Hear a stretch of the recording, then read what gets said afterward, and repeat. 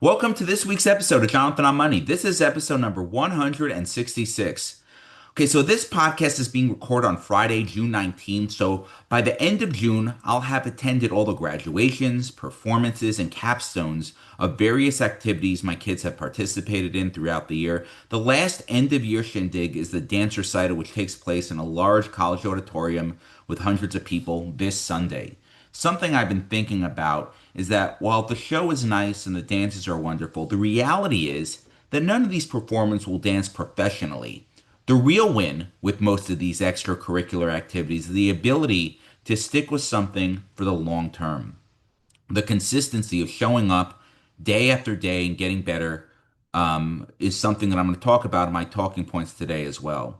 It's also an accomplishment to perform in front of 100 or hundreds, I should say, people. These are real world accomplishments. Becoming an Olympic gymnast or a world class dancer is really not what it's all about. It's about the journey to slowly improve yourself and become a valuable member of society one day at a time. Not losing sight of that fact for my kids and for myself is important.